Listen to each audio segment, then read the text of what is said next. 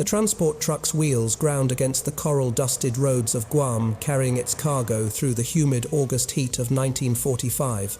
Inside 17, Japanese women sat in rigid silence, their military-issued uniforms stained with the residue of surrender.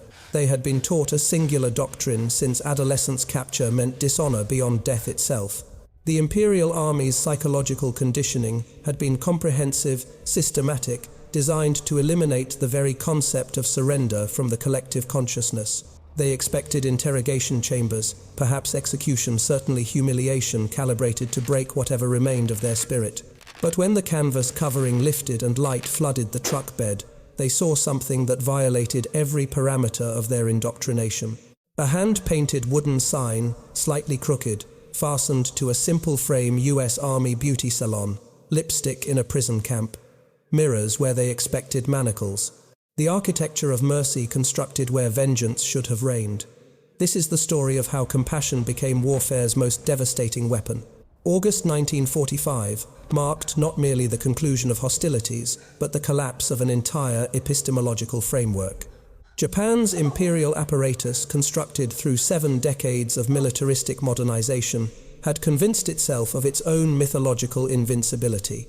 The systematic indoctrination infrastructure, spanning educational curricula, media apparatus, and religious nationalist ideology, had created a population psychologically prepared for apocalypse, but entirely unprepared for surrender.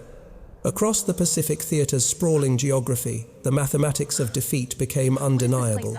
On Saipan, 30,000 Japanese soldiers had perished, many in suicidal banzai charges that military historians would later analyze as tactically irrational, yet psychologically inevitable given the conditioning parameters. Guam's recapture had cost 10,000 Japanese lives, with an estimated 1,000 civilians choosing death over American occupation based on systematic misinformation campaigns. The Philippine archipelago witnessed similar patterns, resistance sustained beyond any strategic justification, animated purely by ideological imperatives that superseded survival instincts. Among the surrendering personnel were approximately 1,500 women, a demographic anomaly that exposed the totality of Japan's wartime mobilization. These were not combatants in the conventional sense, but represented the empire's auxiliary support infrastructure. Nurses trained in battlefield triage protocols, communications specialists, managing encrypted telegraph systems supply, coordinators tracking the complex logistics networks that sustained island garrisons. The Japanese military's Women's Volunteer Corps had deployed these personnel under carefully constructed propaganda frameworks. Recruitment posters featuring pastoral imagery, cherry blossoms juxtaposed with medical instruments, suggesting service as an extension of feminine virtue rather than militaristic necessity. The psychological conditioning these women received was comprehensive and systematic.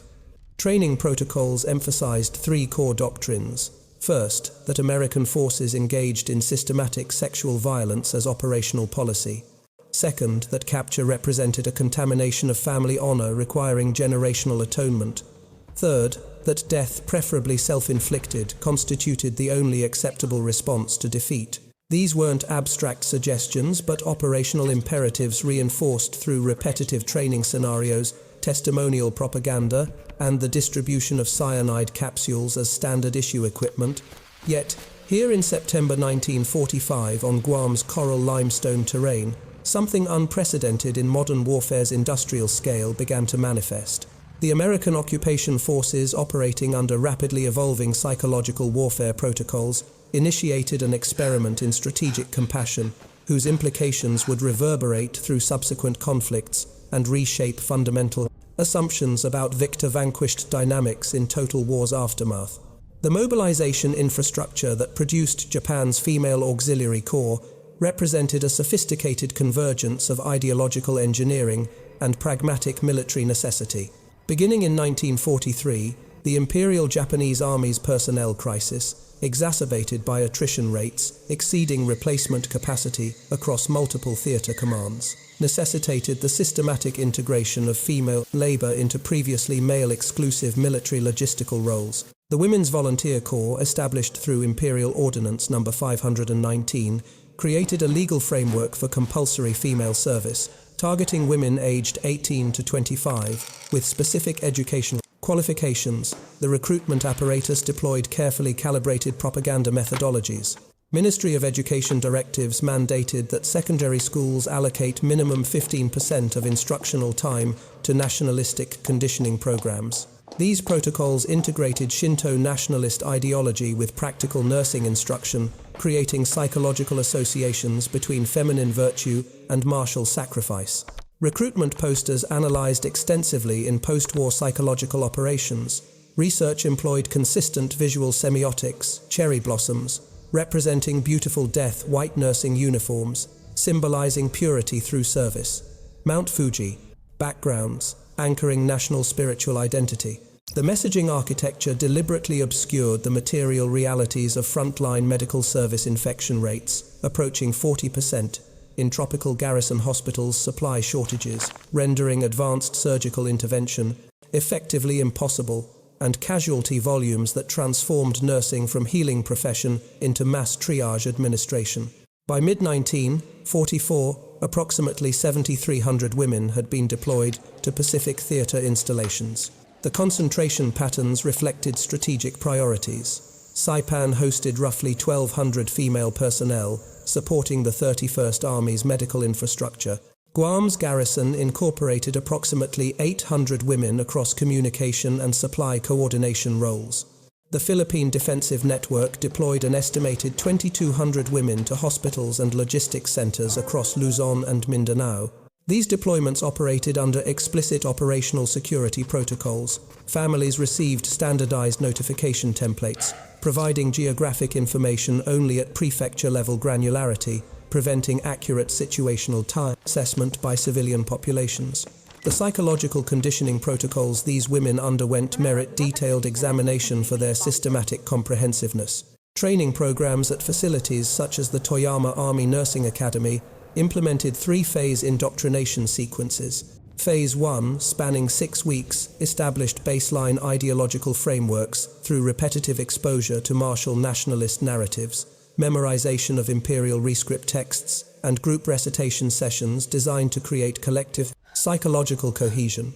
Phase 2 introduced combat-adjacent scenarios, simulated bombardment conditions using recorded artillery sounds, exposure to preserved anatomical specimens to reduce squeamishness, and endurance protocols involving extended periods without food or rest to approximate garrison conditions. Phase 3. The capstone conditioning period directly addressed capture scenarios through systematized fear architecture. Instructors, many veterans of China theater operations, provided testimonial accounts describing alleged American atrocities with narratives calibrated to exploit cultural anxieties regarding sexual violation and family honor. Contamination. The tactical distribution of potassium cyanide capsules, issued through standardized supply protocols and accompanied by explicit utilization instructions, transformed suicide from abstract concept into operationalized contingency plan. Medical research conducted by occupation authorities in 1946 documented that approximately 68% of captured female personnel possessed these capsules at surrender, with forensic analysis indicating that roughly 12% had attempted self-administration before capture intervention.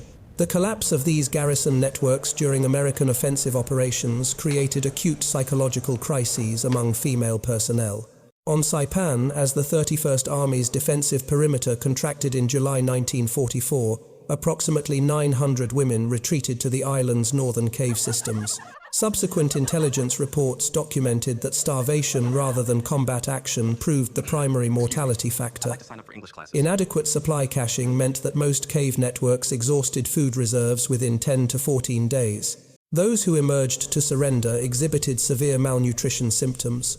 Average body mass index, measurements of 14.2, indicating critical starvation thresholds, combined with dehydration markers suggesting multi-day periods, without water access. Among the survivors, Nurse Lieutenant Aki Tanaka, who would later provide testimony to occupation authorities, describing her cave network's 23-day isolation period.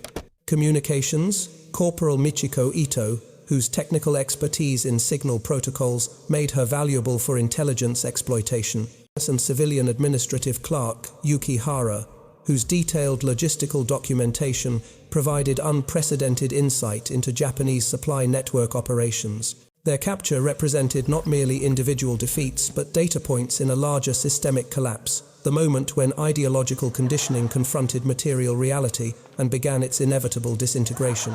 The 3rd Marine Division's prisoner of war administrative infrastructure on Guam represented a fascinating case study in rapid institutional adaptation under unprecedented operational parameters. Established in July 1945 as Compound 7B within the larger Sumé Peninsula Detention Network, the facility operated under Geneva Convention protocols, modified for Pacific theater conditions, where reciprocal compliance had been systematically absent throughout the conflict's duration. The compound's physical architecture reflected this hybrid doctrinal approach: standard, barbed wire perimeter demarcation, borrowed from European theater precedents, yet with structural modifications addressing tropical disease. Vector control elevated barracks flooring to prevent hookworm transmission, screened ventilation systems, reducing malaria-carrying mosquito exposure, and water distribution networks, incorporating chlorination protocols absent in earlier Pacific installations. The administrative framework governing POW operations underwent significant evolution between 1944 and 1945.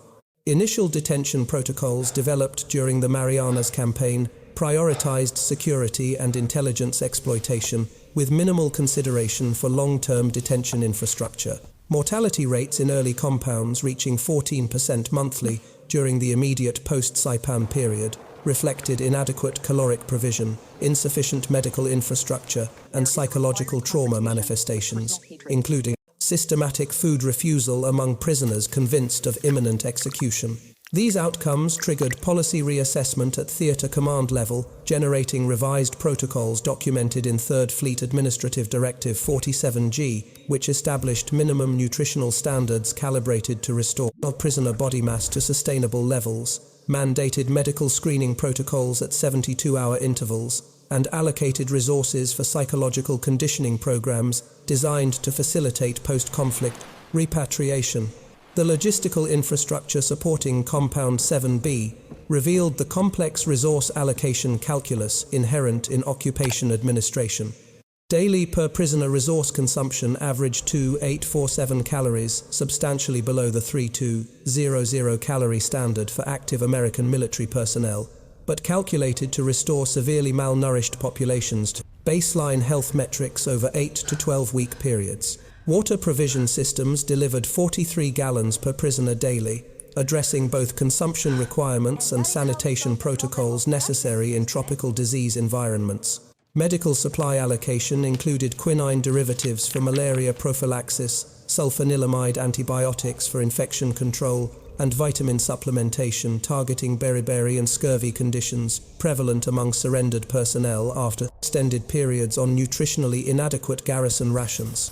The personnel infrastructure administering these protocols consisted of approximately 47 American military staff per compound, housing 250 to 300 prisoners, a ratio reflecting the labor-intensive nature of culturally sensitive detention operations.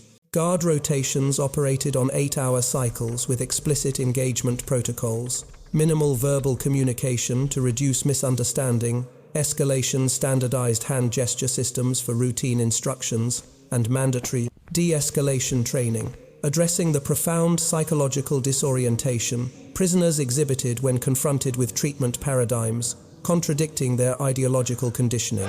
When the female prisoner cohort arrived, in early September, operational protocols required immediate modification. Theater command directives mandated gender-segregated detention infrastructure, generating rapid construction of dedicated barracks facilities with enhanced privacy provisions.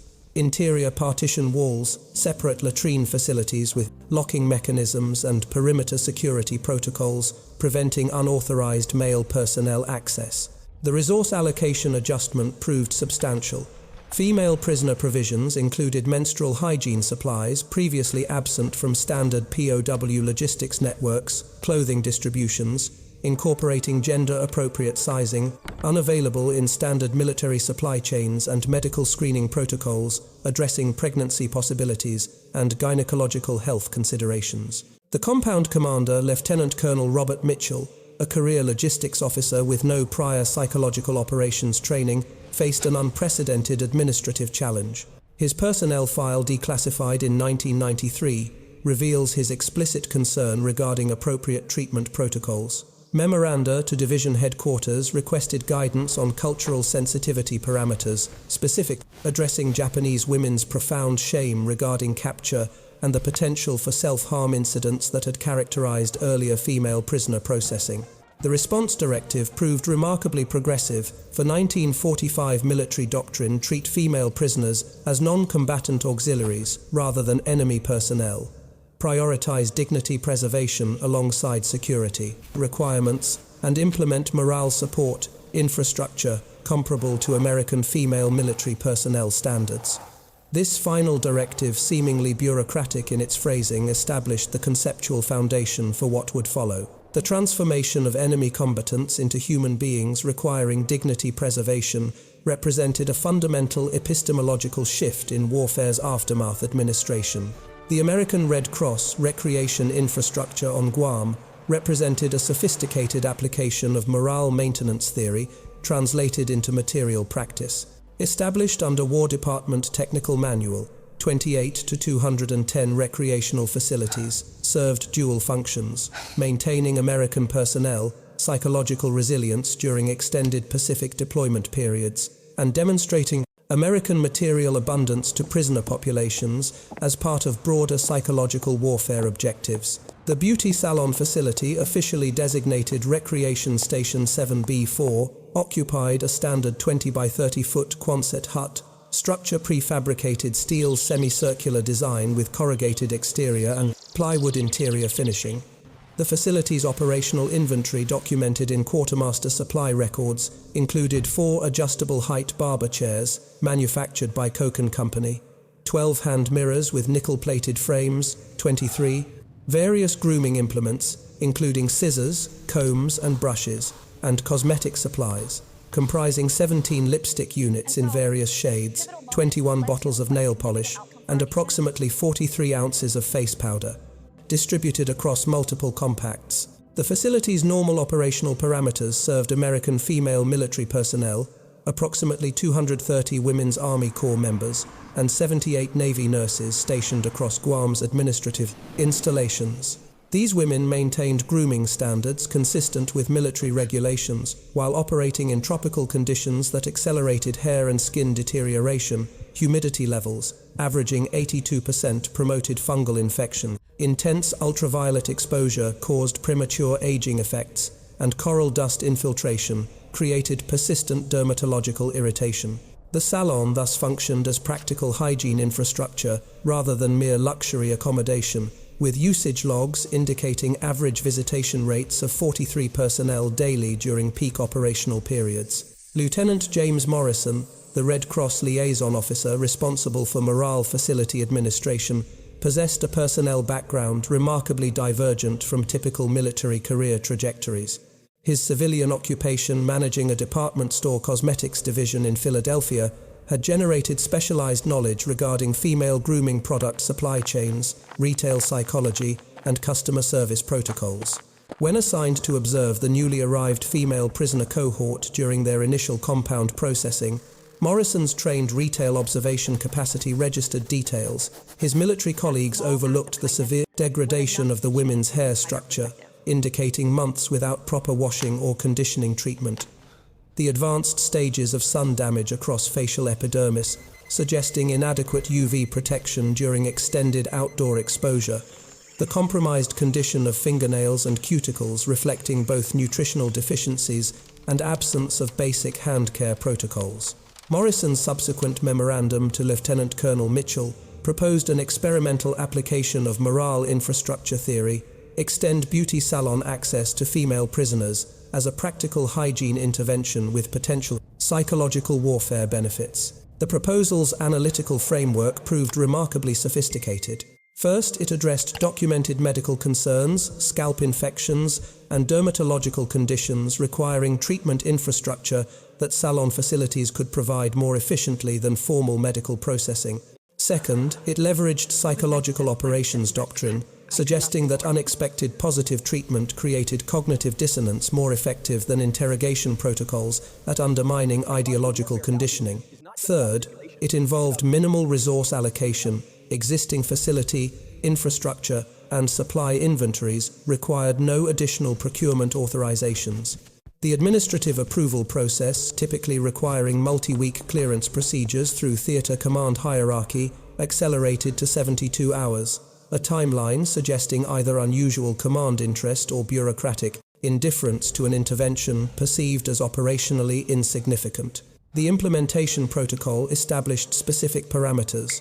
Female prisoners would access the facility in groups of 4 to 6, supervised by Red Cross female volunteers rather than military guard personnel, to reduce perceived coercion, with voluntary participation emphasized through interpreter-mediated explanation protocols. On September 14, 1945, the first cohort entered Recreation Station 7B4. The sensory environment they encountered represented a profound ontological disruption.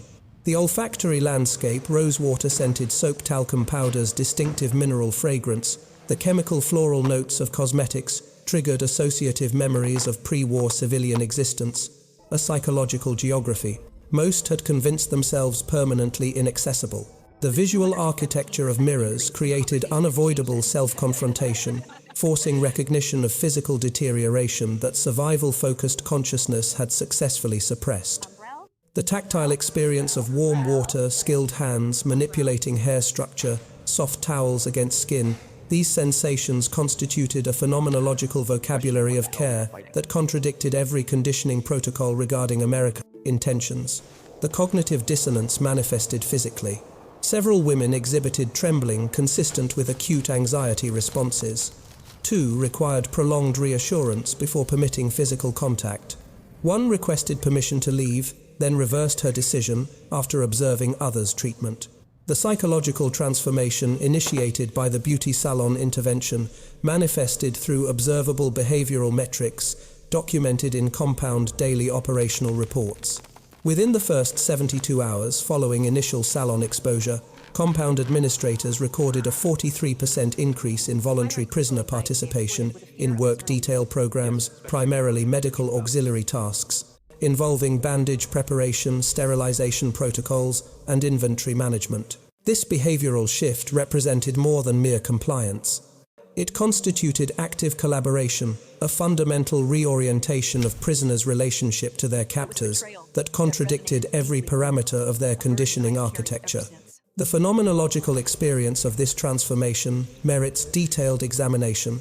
For women who had spent months, in some cases, exceeding 18 months operating within totalizing military hierarchies, where individual identity dissolved into collective duty frameworks, the salon intervention reintroduced a dimension of selfhood systematically suppressed by wartime mobilization. Well done, everyone. The act of seeing one's reflection, particularly after cosmetic application, triggered what psychological operations researchers would later classify as identity reintegration responses.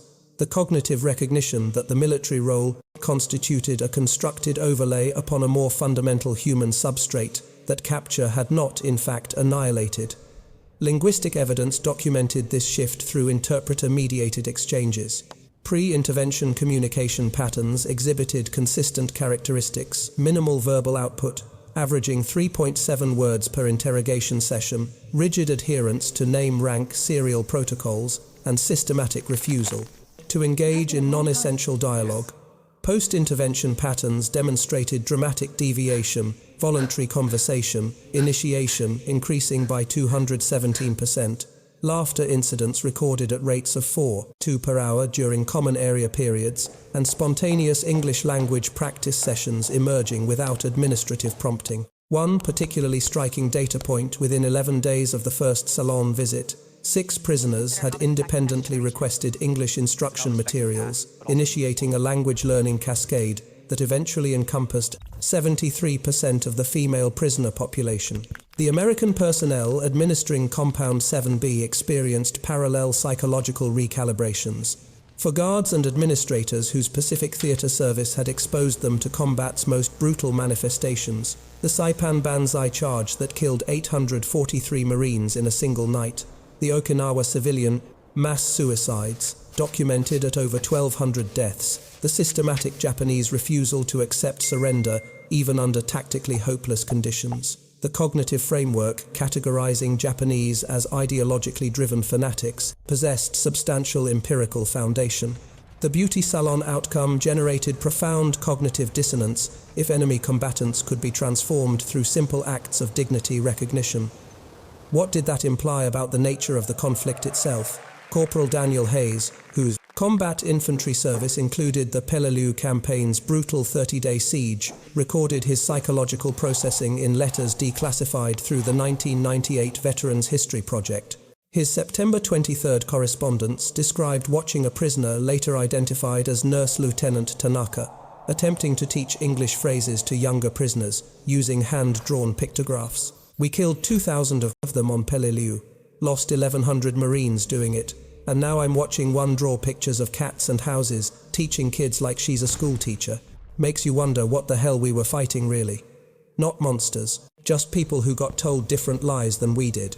This reflexive consciousness, the recognition that ideological conditioning operated bilaterally, that both sides had been manipulated by propaganda infrastructures, serving state violence, objectives represented psychological warfare's most profound achievement. The beauty salon hadn't merely transformed prisoners, it had transformed captors, creating mutual recognition of shared humanity across the epistemological divide that total war's machinery required for operational function. The systemic implications extended beyond individual psychological transformations. Camp commanders across the Pacific Theater received Compound 7B operational reports through standard military information distribution networks. Within 6 weeks, 4 additional compounds had implemented modified versions of morale facility access for female prisoners.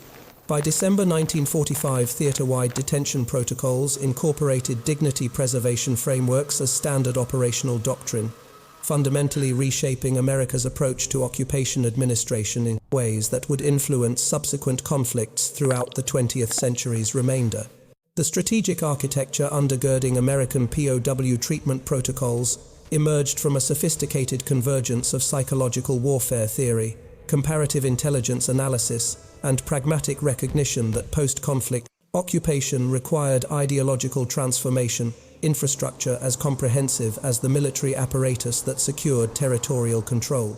The Office of War Information's Psychological Warfare Division, established in June 1942 and staffed by an interdisciplinary cohort, including academic psychologists, cultural anthropologists, and advertising industry.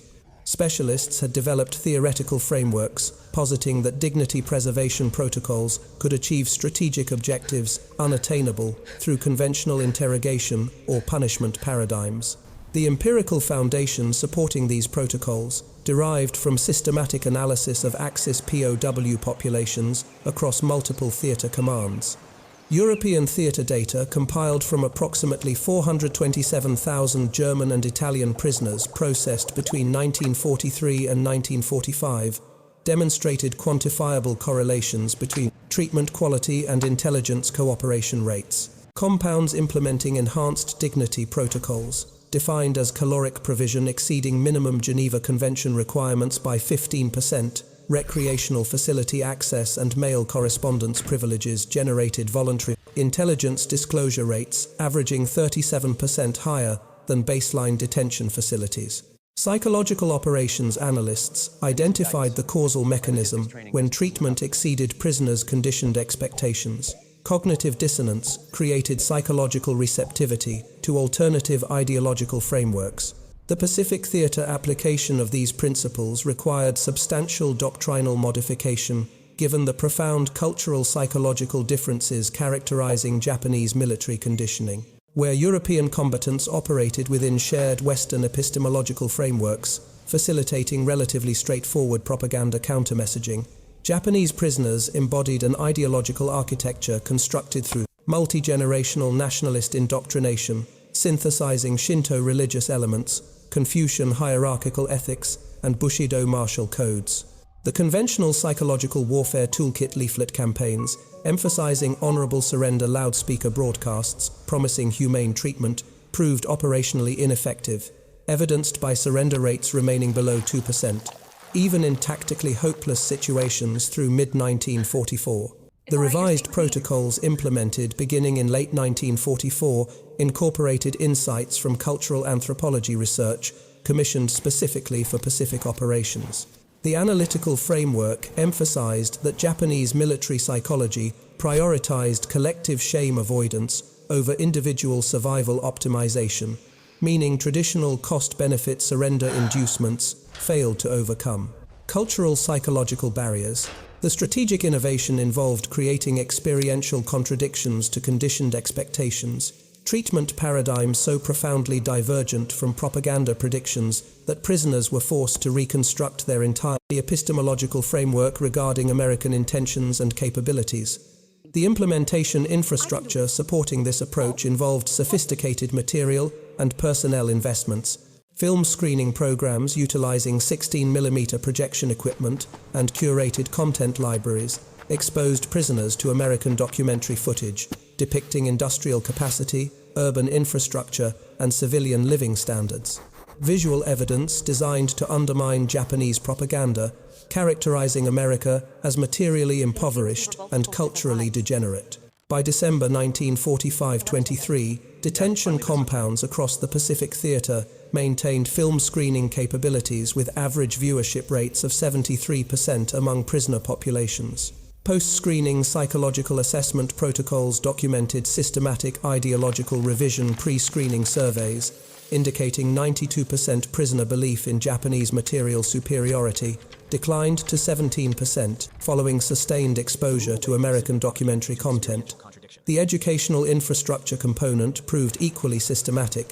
English language instruction programs implementing curriculum frameworks developed by the Army Specialized Training Program's Linguistic Division enrolled approximately 43% of long-term prisoners by early 1946. The pedagogical approach incorporated subtle ideological conditioning elements, vocabulary lessons, emphasizing democratic governance concepts, reading materials featuring American historical narratives, emphasizing individual rights, frameworks and conversational practice scenarios modeling egalitarian social interaction. These protocols transformed language acquisition from mere practical skill development into comprehensive cultural reprogramming infrastructure. The beauty salon intervention, while not formally incorporated into psychological warfare doctrine, until post-incident analysis exemplified these principles with remarkable precision. It created an experiential contradiction so profound that no amount of prior conditioning could rationalize it within existing ideological frameworks. The strategic genius resided not in grand gestures, but in the mundane intimacy of care, the comb moving through tangled hair, the mirror reflecting a face not as enemy combatant, but as human being, the lipstick transforming shame into tentative dignity.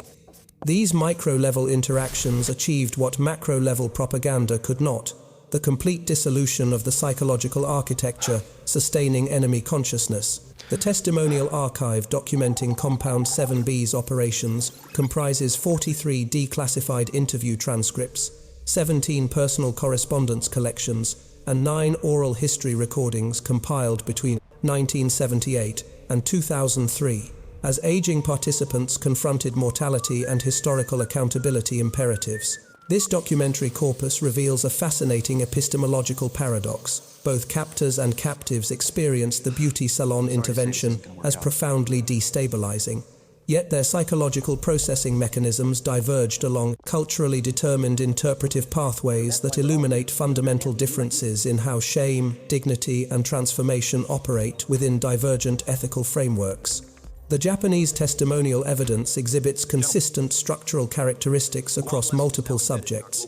Nurse Lieutenant Aki Tanaka's 1984 oral history interview, conducted through the Japanese Veterans Affairs Ministry's Reconciliation Documentation Project, articulated the cognitive rupture with striking precision. When the American woman touched my hair, I experienced a sensation I can only describe as ontological collapse. Everything I had been taught about the enemy, their cruelty, their barbarity, their fundamental inhumanity dissolved in that single gesture. I wept not from gratitude, but from the terrible recognition that I had been systematically deceived about the most fundamental aspects of reality. This formulation, ontological collapse, appears with remarkable frequency across the testimonial corpus, suggesting a shared phenomenological experience transcending individual variation. Communications. Corporal Michiko Ito's written memoir, published in Japanese in 1991 and translated by the National Defense University's Asia-Pacific Studies program in 1996, elaborated this theme through explicitly philosophical language. The mirror showed me a face I no longer recognized, not because of physical deterioration, though that was severe, but because I was seeing myself outside the ideological framework that had defined my identity since adolescence. The woman in the mirror was not a servant of the emperor, not a representative of national honor, not a military auxiliary. She was simply human, vulnerable, and inexplicably being treated with kindness by those I had been conditioned to perceive as demons. The psychological mechanism underlying this transformation involved what cognitive psychology would later classify as belief system cascade failure. When a foundational assumption proves false, the entire architectural structure of derivative beliefs becomes simultaneously suspect. If Americans were not barbaric monsters, then perhaps the entire nationalist militarist ideological framework warranted reassessment. The beauty salon intervention functioned as an empirical proof, contradicting core premises, forcing comprehensive epistemological reconstruction. The American testimonial evidence reveals parallel cognitive disruptions operating through different cultural psychological pathways. Corporal Daniel Hayes's correspondence collection, archived through the Veterans History Project, documented his processing through explicitly moral philosophical language. When I watched them look at themselves in those mirrors, something broke inside me. Not sadness exactly, but a recognition that we'd been killing people who were fundamentally like us, scared, manipulated by their government, trying to survive circumstances beyond their control. Made me question everything about why we were fighting, though I still believed stopping Japan was necessary. Just made it all seem more tragic than heroic. Red Cross volunteer Margaret Sanderson, whose administrative role involved direct supervision of salon operations, provided testimony to military historians in 2001 that emphasized the reciprocal transformation dynamic. Japanese women weren't the only ones changed by those encounters. Our staff, these were women who'd lost brothers, fiancés, friends in Pacific combat, had to confront their own hatred and desire for revenge. Watching enemy soldiers become simply women tired and scared, and grateful for small kindnesses, forced everyone to recognize that war creates monsters from ordinary people on both sides. The salon became a space where that monstrousness could temporarily dissolve. The quantitative psychological assessment data, compiled by occupation authorities, provides empirical validation for these qualitative testimonials. Pre-intervention psychological evaluations conducted using standardized depression and anxiety assessment protocols, adapted for cross-cultural application, indicated that 87% of female prisoners exhibited severe psychological distress markers, including suicidal ideation rates of 43%, acute anxiety symptoms in 79%, and depressive episode indicators in 91% of assessed subjects. Post-intervention assessments administered at 30-day intervals following initial salon exposure demonstrated statistically significant symptom amelioration, suicidal ideation declined to 11%, anxiety markers dropped to 34%, and depressive indicators fell to 41%. The effect size measurements Cohen's D-values ranging from 0.87 to 1.23 across various psychological metrics indicated that the intervention's impact exceeded typical therapeutic protocol efficacy thresholds by substantial margins. The comparative analysis revealed a striking correlation. Prisoners who participated in multiple salon visits exhibited psychological recovery trajectories, averaging 47% faster than those with single or no exposure, suggesting a dose-response relationship between dignity restoration interventions and psychological resilience reconstruction. This empirical evidence validated the theoretical frameworks, positing that human dignity operates not as abstract philosophical concept, but as measurable psychological infrastructure with quantifiable mental health implications, a finding that would influence Geneva Convention revision discussions throughout the subsequent decades and reshape international humanitarian law's understanding of prisoner treatment as medical psychological imperative rather than merely ethical preference.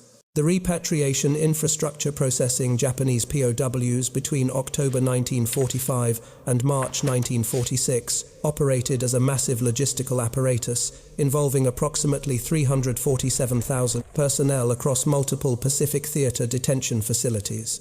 The systematic demobilization protocols required coordination across naval transport networks, diplomatic reintegration frameworks, and domestic Japanese reception systems, each component presenting unique operational complexities. Female prisoners constituted approximately 0.43% of this population, yet their reintegration trajectories revealed systemic cultural psychological dynamics, with implications extending far beyond their statistical representation. The material conditions these women returned to reflected Japan's comprehensive infrastructural devastation. Urban destruction metrics documented by United States Strategic Bombing Survey assessments indicated that 64 major cities had experienced area bombing campaigns, resulting in average destruction rates of 43% of total urban infrastructure. Tokyo's devastation proved particularly severe. 51% of residential structures, eliminated industrial capacity reduced by 73%, and population displacement reaching 3.2 million individuals. Into this landscape of physical and social collapse, approximately 1,100 female POWs, the survivors among those initially captured, attempted reintegration into communities operating under fundamentally transformed social-political frameworks. The sociological reception dynamics these women encountered operated through complex shame-honor calculus mechanisms deeply embedded in Japanese cultural psychology. The conceptual framework of Haji, a multidimensional shame construct encompassing individual dishonor, family contamination, and community status degradation, positioned returned POWs within intensely stigmatized social categories.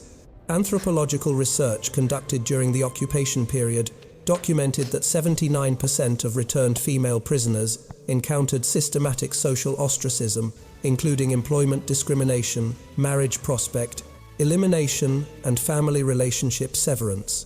The cultural logic driving these responses reflected pre-surrender ideological frameworks that had constructed capture as ontologically incompatible with honorable existence.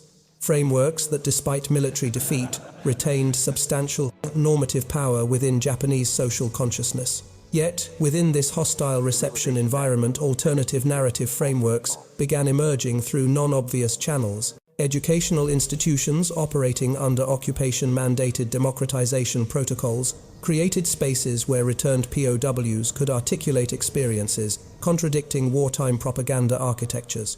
Aki Tanaka's teaching career, beginning in 1949 at a Yokohama secondary school, exemplified this pattern. Her curriculum innovations, documented in educational ministry archives, incorporated comparative war narrative analysis, requiring students to examine divergent accounts of American conduct, official propaganda versions versus testimonial evidence from returned prisoners. This pedagogical approach, replicated across approximately 43 educational institutions, by 1952 initiated generational consciousness shifts regarding militaristic nationalism's psychological costs. The quantitative impact metrics reveal the intervention's cascading influence patterns. Survey research conducted by Sophia University's Institute for Social Research in 1976 assessed attitudes toward American culture among populations exposed to returned POW testimonials during education periods. The comparative analysis demonstrated statistically significant differences. Populations with testimonial exposure exhibited 47% higher favorability ratings toward American democratic institutions, 33% greater skepticism toward nationalist militaristic narratives, and 61% increased support for international cooperation frameworks compared to control populations lacking such exposure. The American military establishment's institutional learning trajectory from Compound 7B operations proved equally consequential for subsequent conflict management frameworks. The psychological warfare methodologies validated through Pacific POW treatment protocols became foundational doctrine for Cold War-era detention operations. The Army's Field Manual, 34-52 on intelligence interrogation, first codified in 1952, and revised through subsequent iterations, explicitly incorporated dignity preservation principles as operationally superior to coercive interrogation methodologies, a doctrinal position directly traceable to Pacific Theater empirical outcomes. The Korean War detention operations processing approximately 170,000 POWs between 1950 and 1953 implemented systematized applications of these principles at unprecedented scale. The Kojedo compound infrastructure housing peak populations exceeding 150,000 prisoners incorporated recreational facilities, educational programs, and dignity maintenance protocols directly modeled on Pacific precedents. The operational outcomes validated the approach. Voluntary repatriation rates to communist territories reached only 47%. Despite intense ideological conditioning, a defection rate analysts attributed primarily to treatment quality rather than ideological conversion, suggesting that dignity preservation infrastructure could achieve strategic objectives through creating psychological reluctance to return to systems offering inferior human treatment standards. Total War's industrial apparatus operates through systematic dehumanization architectures, transforming individuals into statistical aggregates, moral complexities into binary friend-enemy distinctions, and human faces into uniform-clad abstractions serving state violence objectives. The machinery requires this psychological reduction for operational function. Soldiers cannot efficiently prosecute combat objectives while simultaneously maintaining full cognitive recognition of enemy humanity. The conditioning infrastructures deployed by all belligerent powers, Japanese, American, German, Soviet, served identical functional purposes, despite ideological variation, creating psychological distance sufficient to enable industrialized killing at scales unprecedented in human history. The Beauty Salon intervention on Guam represented a precise reversal of this architectural logic. Where war's machinery systematically stripped away individuating characteristics, the Salon restored them. Where military conditioning eliminated self-recognition beyond role performance, mirrors reintroduced the gaze. Where ideological frameworks constructed enemies as ontologically alien cosmetics applied by gentle hands, demonstrated shared vulnerability, shared vanity, shared humanity operating beneath the uniform's surface. The strategic implications transcended immediate psychological warfare objectives.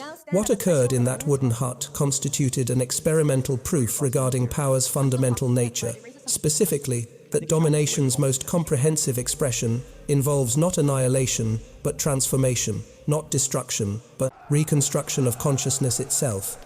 The atomic weapons deployed against Hiroshima and Nagasaki demonstrated America's capacity for absolute physical destruction, generating casualty figures approaching 220,000 deaths. Yet, those demonstrations proved strategically insufficient for achieving occupation objectives.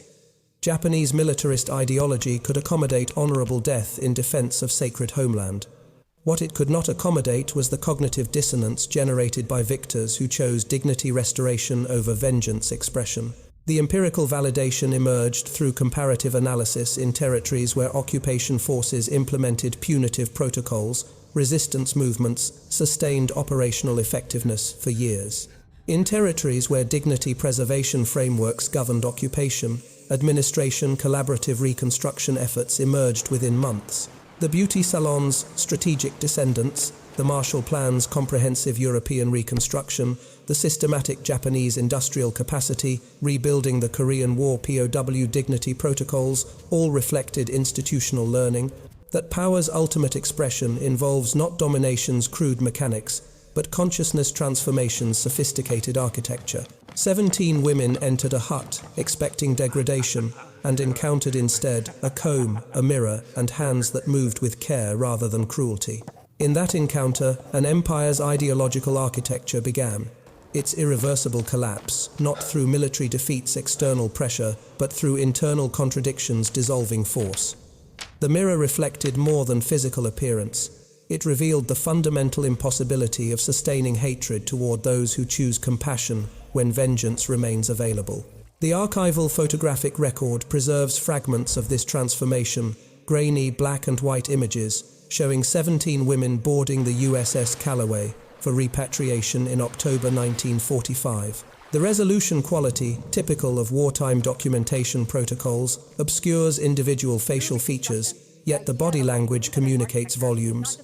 Shoulders no longer hunched in shame's characteristic posture, heads elevated rather than bowed, hands clasped in front rather than hidden, suggesting psychological reintegration of selfhood previously suppressed by military conditioning architectures. The strategic calculus governing total war's prosecution traditionally emphasizes quantifiable metrics: tonnage of ordnance, deployed territorial acquisition rates, casualty ratios, industrial production capacity differentials. These measurements constitute warfare's conventional analytical framework, the mathematics through which victory receives its empirical validation. Yet the beauty salon intervention on Guam suggests alternative measurement paradigms that transformation's most profound manifestations resist quantification, operating instead through consciousness shifts, unmeasurable by standard or military metrics, yet ultimately more decisive than material force application. History's conventional narrative structures position 1945 as military victory's culmination point, the moment when superior industrial capacity, strategic coordination, and technological innovation achieved definitive battlefield outcomes. Yet beneath this macro-level analysis operates a more subtle dynamic, the recognition that sustainable peace requires not merely enemy defeat, but enemy transformation, not just territorial occupation, but consciousness, reconstruction. The comb moving through tangled hair, the mirror reflecting dignity restored the lipstick, transforming shame into tentative self-recognition. These mundane gestures encoded a strategic insight that subsequent generations would spend decades attempting to operationalize through international humanitarian frameworks, occupation doctrine revisions, and psychological operations methodologies. They departed as enemies. They returned as witnesses to an alternative possibility that even in defeat's absolute condition, humanity's fundamental substrate remains accessible to those who choose recognition over retribution. In war's aftermath, a wooden hut and several mirrors proved that compassion could conquer more completely than any weapon system's destructive capacity.